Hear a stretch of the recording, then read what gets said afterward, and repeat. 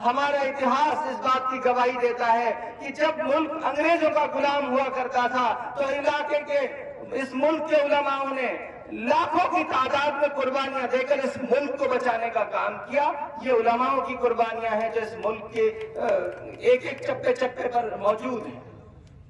और आज फिर मेवात इलाके को जब सबसे ज्यादा जरूरत है तो आज इन्हीं लोगों ने फिर पहल की। मैं इसलिए कहता हूं कि इनका की जो कोशिशें हैं, इनका जो मान सम्मान मर्तबा है जो समाज में, इसलिए आपसे लोग, आपकी मकबूलियत है, इसलिए आपसे लोग मोहब्बत करते हैं कि आप वो लोग हैं जो सच्चे दिल से, सच्चे मन से जब जब जरूरत होती है तो पहली पंक्ति में खड़े हो जाते हैं आकर कि इस इलाके को बचाने की लड़ाई हम लड़ेंगे। और मैं आप सबसे एक बात दे रहा हूं आपको, ये सच्चाई की बात है कि सिर्फ और सिर्फ उलमा हजरात की सरपरस्ती में ये लड़ाई लड़ी जा सकती है। किसी राजनीतिक व्यक्ति की सरपरस्ती में ये संभव नहीं है।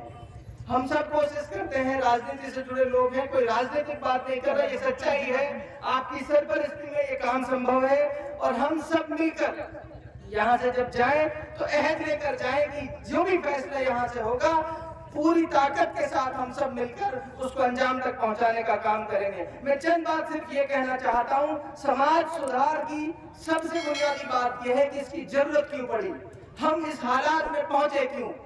आप देखोगे दिल्ली और गुड़गांव से लगते हुए जितने भी इलाके हैं उन सब का दूध भी दिल्ली बिकता है, उन सब की सब्जियां भी दिल्ली बिकती हैं, क्योंकि उनके पास यातायात के साधन है, उनकी कनेक्टिविटी दिल्ली से है, रोजगार के साधन वहां मौजूद हैं।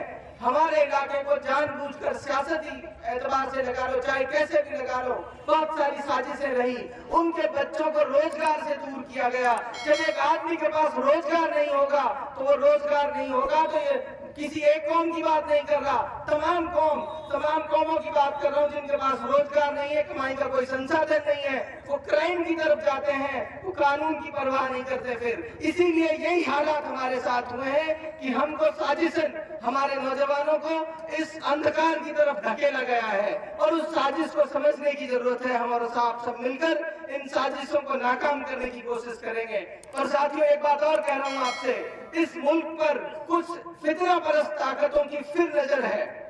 वो फितना परस्त ताकतें इस मुल्क को कमजोर करने का काम कर रही हैं। और गांधी जी ये मेवात आए थे तो उन्होंने ये कहा था कि मुसलमान मेवात इलाका रीढ़ की हड्डी है हिंदुस्तान की, वो देश जिसको पूरी दुनिया मानती है, पूरी दुनिया जिस व्यक्ति का सम्मान करती है, उस व्यक्ति ने मेवात को अगर ये कहा कि वो रीढ़ की हड्डी है तो शायद आप उलमा हजरात की कुर्बानियों की बुनियाद पर उसने कहा कि जब भी देश को, जब भी इलाके को जरूरत पड़ेगी तो ये वो लोग हैं जो देश को बचाने का काम करेंगे। साथियों, बहुत जिम्मेदारी के साथ आपसे कह रहा हूँ, बहुत गंभीरता से सोचने की जरूरत है। न केवल मेवात को बचाने की जरूरत है बल्कि इस मुल्क को भी बचाने की जरूरत है।